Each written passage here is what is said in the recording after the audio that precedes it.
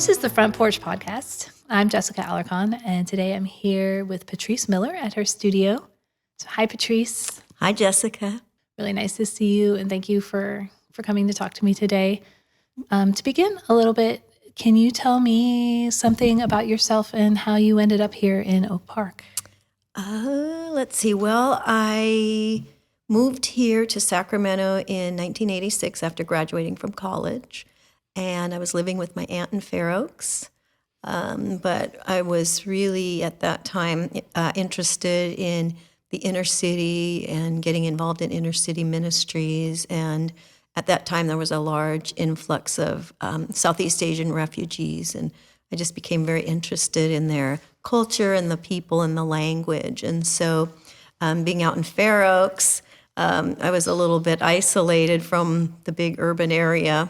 So eventually I moved to South Sac and got involved in a church where they did have a Southeast Asian outreach to the young people.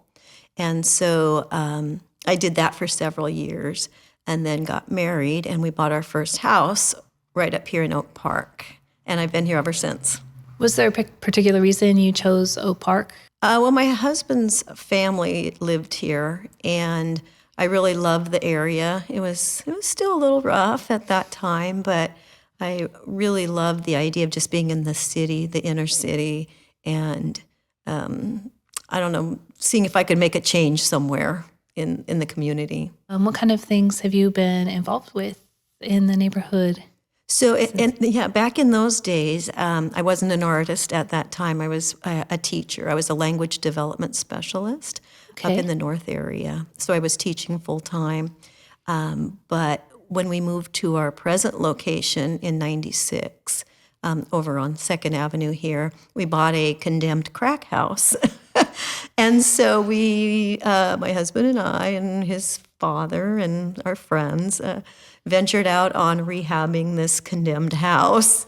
Wow, that's a project. It was a very big project. It took us 6 months to even get it habitable and pass codes and all that stuff. So that was it was fun though. And as I was rehabbing this burned up house that said no trespassing, condemned property, I started meeting some other people who had recently moved into the area or who had been here in Oak Park for quite a while, and some people who had even grown up in the area.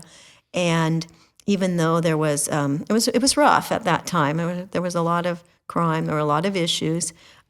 We felt that Oak Park was really worth investing our time in and making a difference. And so I joined in. At that time, it was called the drug-free zone, the Oak Park drug-free zones. It was divided up into, I think, 5 different regions, and so I became involved in the drug-free zone in this area here around 2nd Avenue in the park, McClatchy Park. And then we would all meet together. All the groups would have a representative. So it became sort of this coalition of like-minded neighbors and community people and organizations who really wanted to see positive change happening in the area. And so I became involved in all of that, and that kind of spun to other community involvement activities. And so what did the drug-free zone, what did you do? Oak Park, we sort of figured out some geographic areas where there were smaller drug-free zones, but Oak Park we also had one big drug-free zone because one of the biggest issues was the drug use and just the overwhelming crime. I mean, and everything associated with that, rampant prostitution. And I mean, there was just a lot of stuff associated with sort of that experience.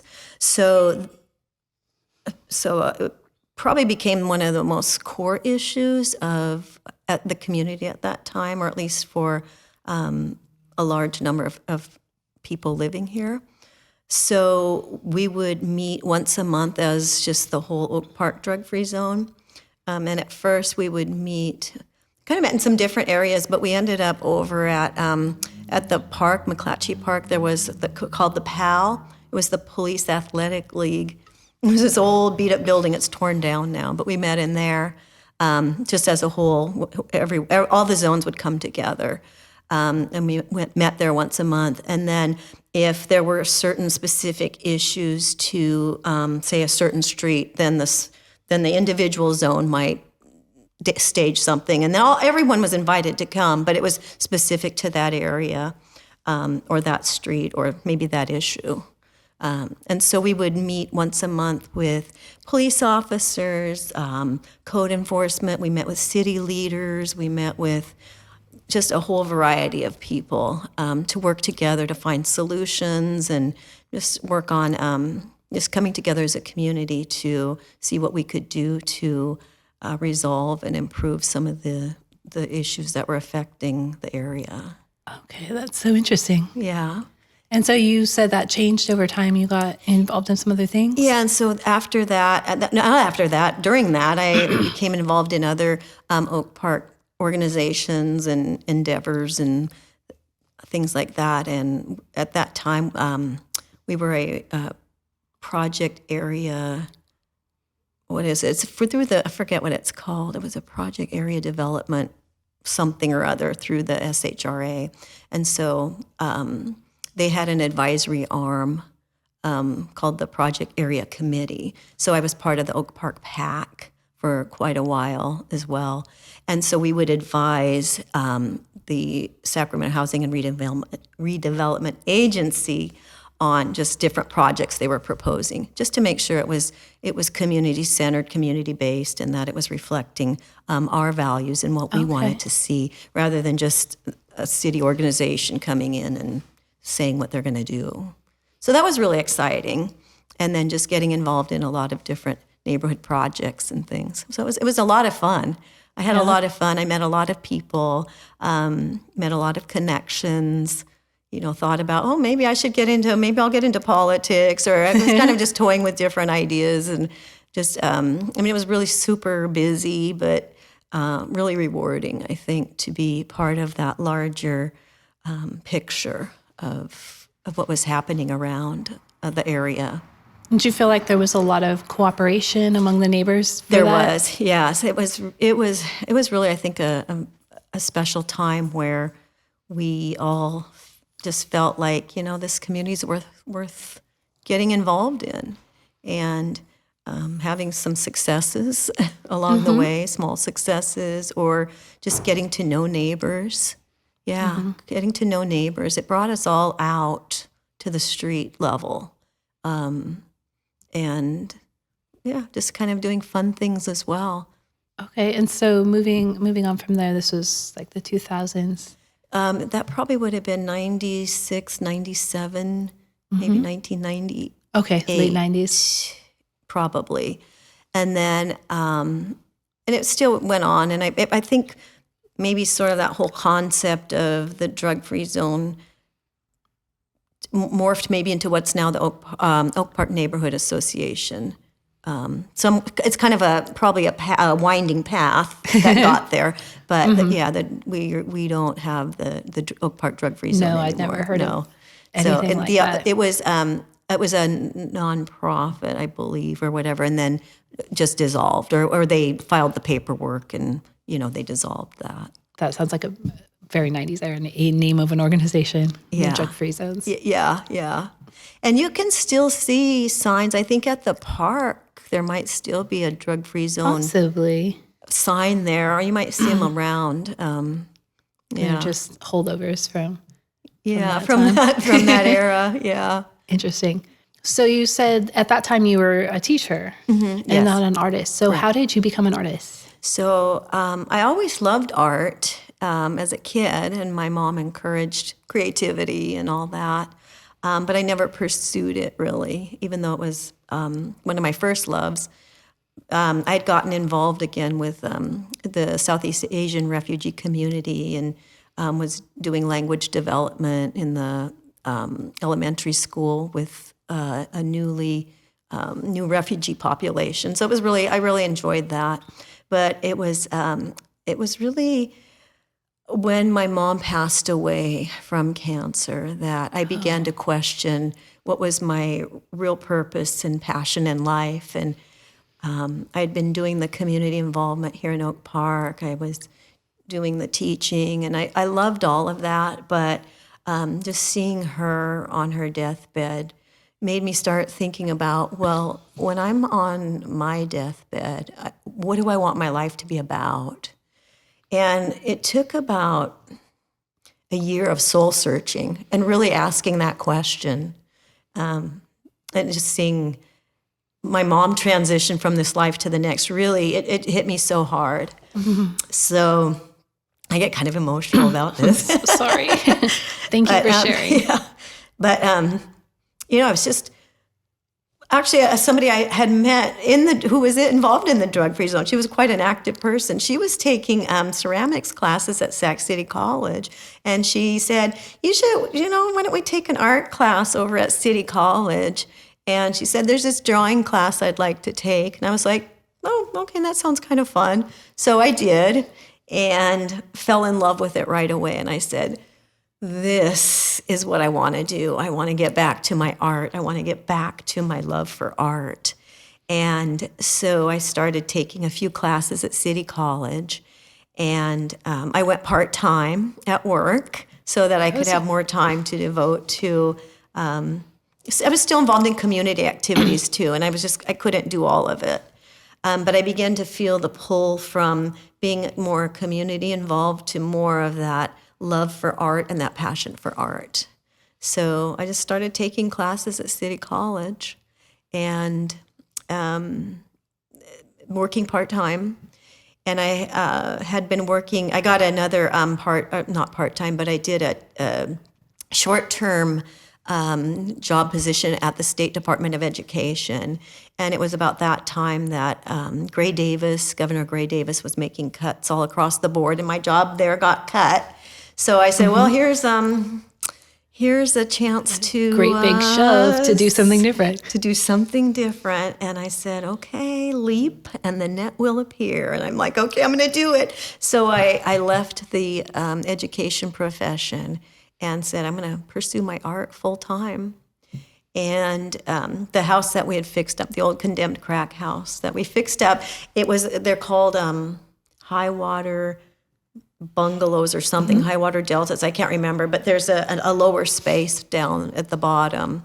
It's got about 8 foot ceiling there, and it was a duplex. It was that one time zoned a duplex, so there was space down there. Oh, wow. So I converted that to my little work studio and made some kind of wall space there and had a little wall gallery. And so I was doing this kind of just trying to learn.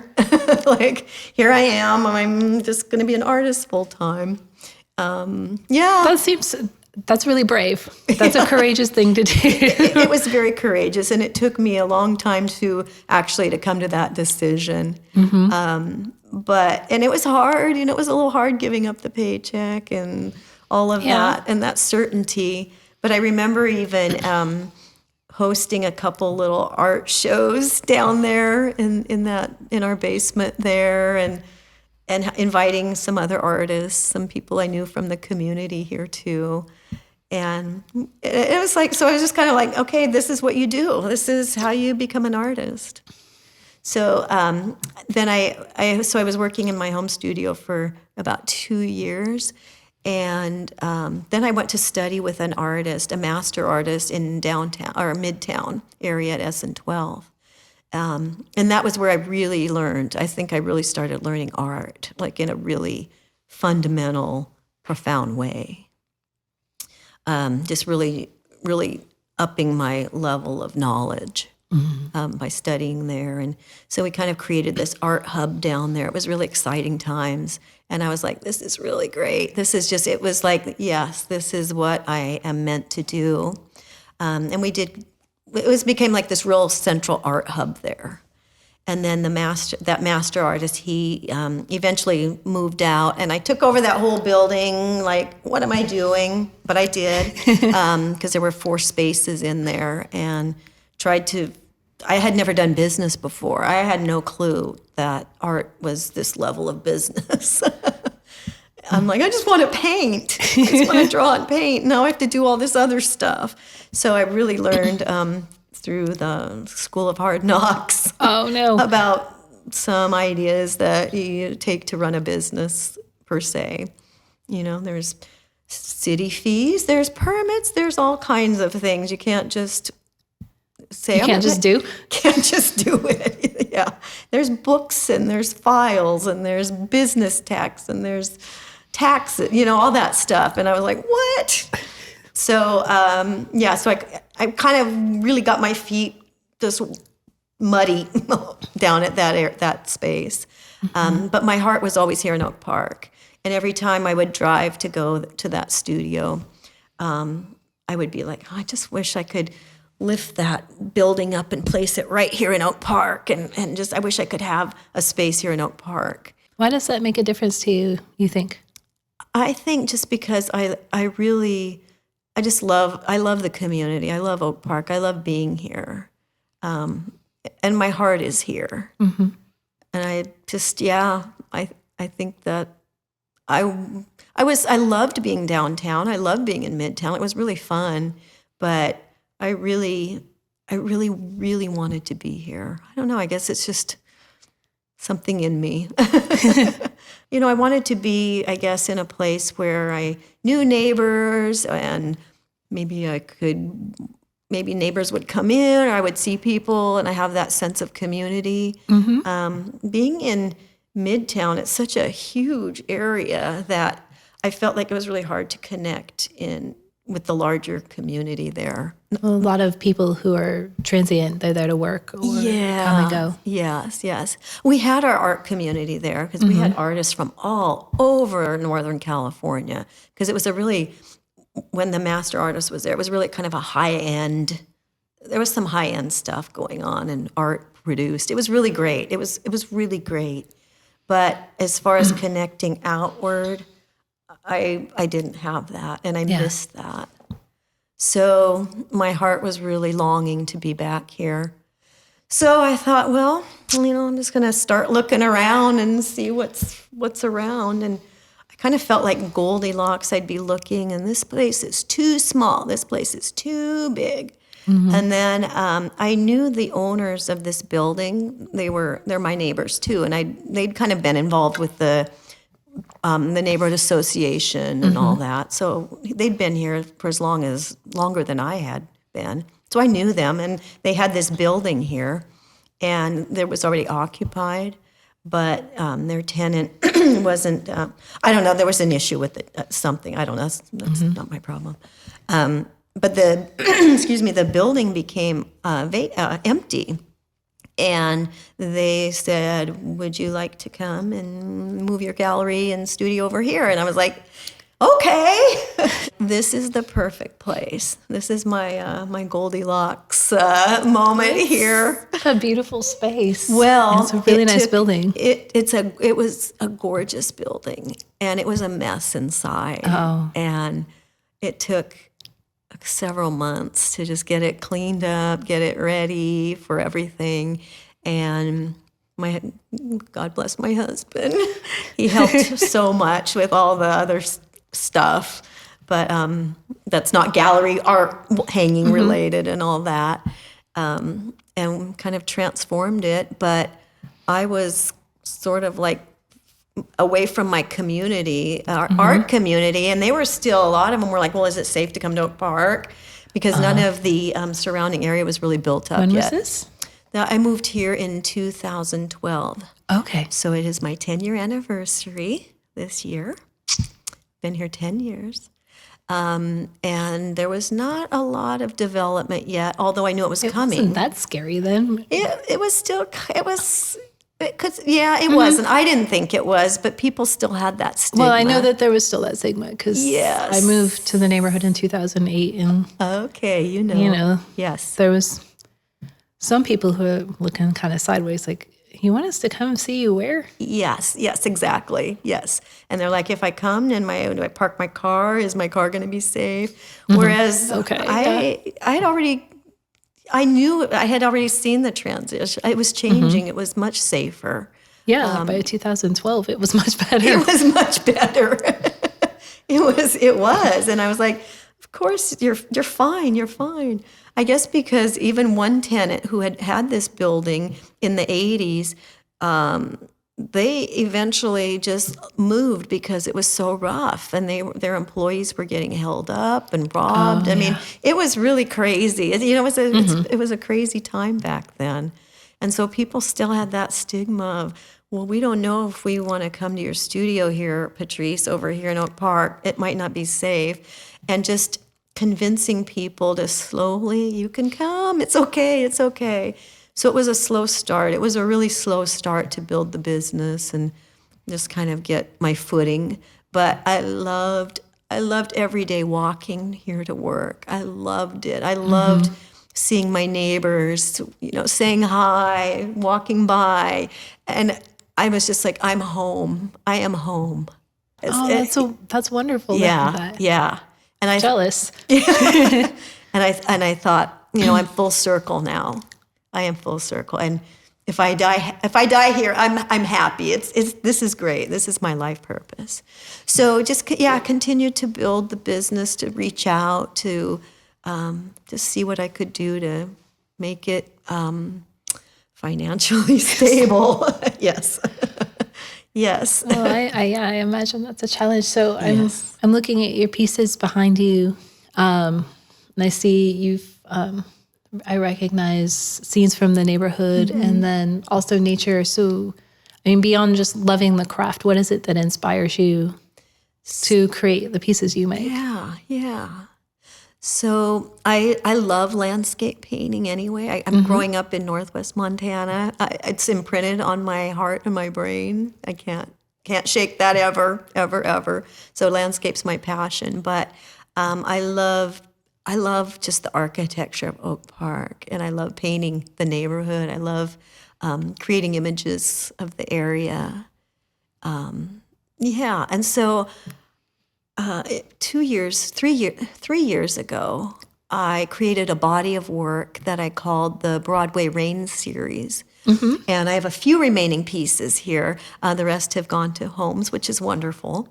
But it was images of Oak Park, probably within maybe a 4 or 5 block radius of the studio here. And I themed it in a rainy night setting. And so it was a challenge for me. So that was my big push in my career, is to create something I never thought I could do or even knew how to do. And I created, I think it was 17 pieces in that collection. And it just, I was like, wow, I love this. Yeah. And it took about 2 years to create that body of work. And then I had a big exhibit and all that kind of stuff. Yes, and a few remaining pieces. Well, they're lovely. I like them. I think I've seen some of them maybe before. You might have, yeah. And I want to do another series, so that's on my to-do list. And so we only have a couple of minutes left. As a community member in Oak Park, what is it you think that you would like to your neighbors to know about you and your work being here in Oak Park? I love being able to live, work, and play in Oak Park, in my community here.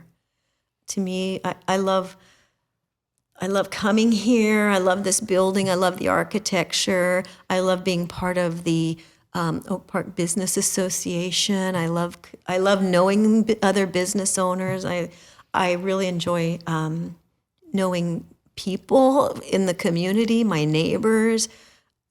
I think for me, having a sense of belonging is really a value that I treasure. And I really feel that I can connect here in the business sense, in the neighbor sense. And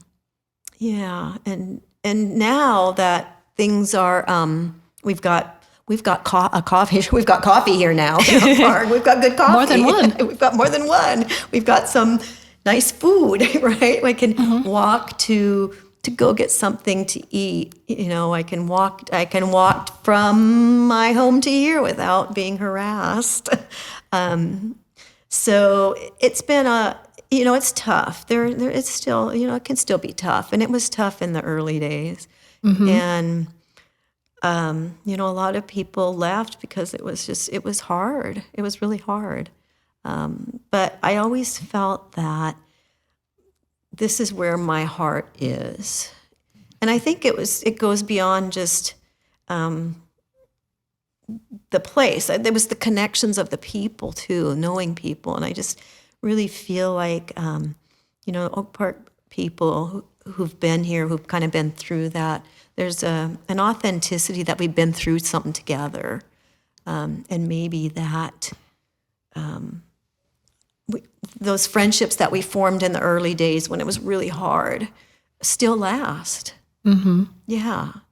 That's really beautiful. I know that's I think the space just gives you a sense that we chose this area because it felt like this could be a community. And we looked at homes in other neighborhoods where it didn't feel like there was much of a community there. And, maybe we would have gotten to know our neighbors and found otherwise, but it just felt like this was a place where that invited that.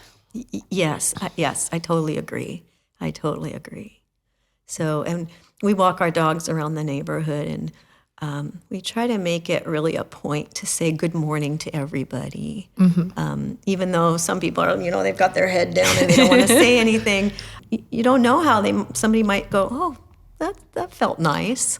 Somebody acknowledged me. And so I know other neighbors do that too. So I think, we choose to live here because, something about that sense of community.